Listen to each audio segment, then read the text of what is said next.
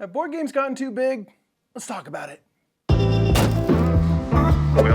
What's up, everybody? My name is Michael Lee Murphy. I'm one half of the brothers Murph, and this is Tidal Blades, which is a big game. It's a big splashy game, but it does have me wondering about the average size of board games, and are they just getting a little too crazy and large? Tidal Blades is a big old splashy game that we backed. I got zero problems with how big and boisterous this game is. That's what this whole thing is. You're in this cool like water world. There's all these different islands and stuff, and they're represented by various boards, and it's just a table that sprawls all over the place. I don't mind that once in a while, but at times I feel like there's even just kind of games that you would think like, oh, maybe this needs this size board and it kind of has this kinds of pieces and stuff. And those games are just getting to be a bit sprawl-ish. They take up a lot of room. I have found issues recently where we're trying to play a game 4-player on a gaming table. We are very lucky and have a proper board gaming table. Its only purpose is to play board games on, and if you're playing 4-player, you're gonna be hard pressed to fit it on the table, which to me is kind of crazy because that's what that table is meant to do. God forbid you only play games on coffee tables. I don't know how you're gonna play Arc Nova. That board is about 4 feet long. Where can it fit? And it got me asking some questions. Another example that kind of really clued me into the idea that board games are sort of just getting larger on the whole was the redo of Rococo. Now the redo of Rococo is beautiful and stuff, and this is not me trying to slam down big, fancy games and stuff. I got no problem with that. But I saw like the size of the boards and stuff on the new edition of Rococo, and it's just very big. Now it's a deluxe edition, all that, but we have the original Rococo, and this actually has like a really kind of reasonable sized board.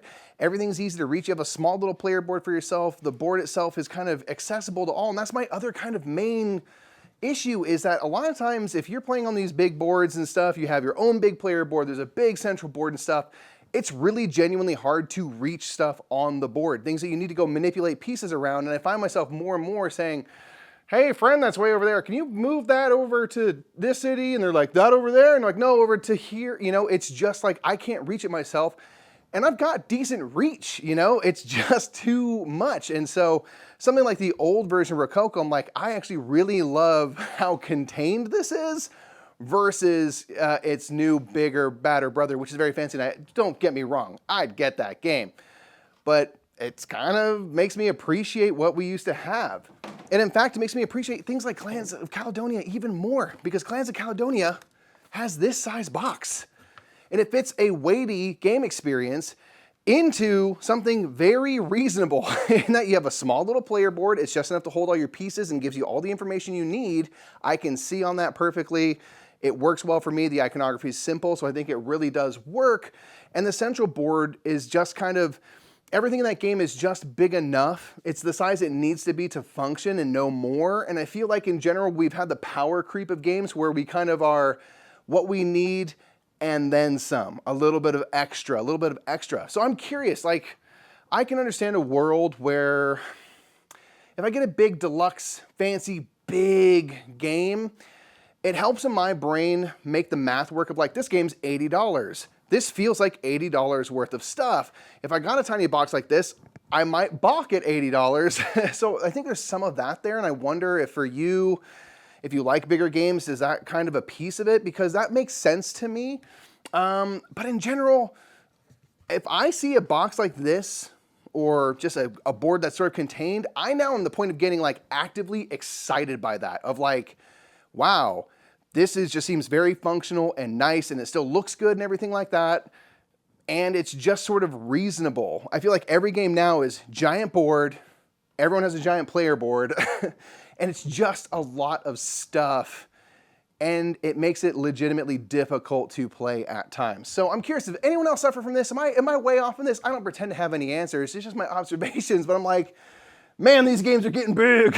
And like, where am I gonna play it? If I can't play it on my game table, where am I going to play it?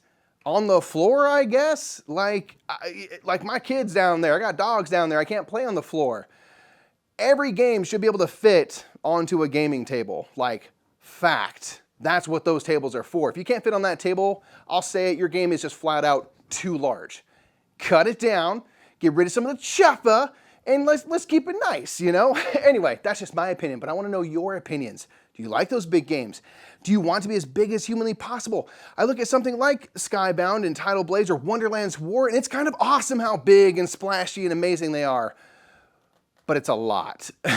So let me know what you think about the size of games in general. Do you like them huge? Do you keep them small? Whichever way you like to go, the more meta, the more better.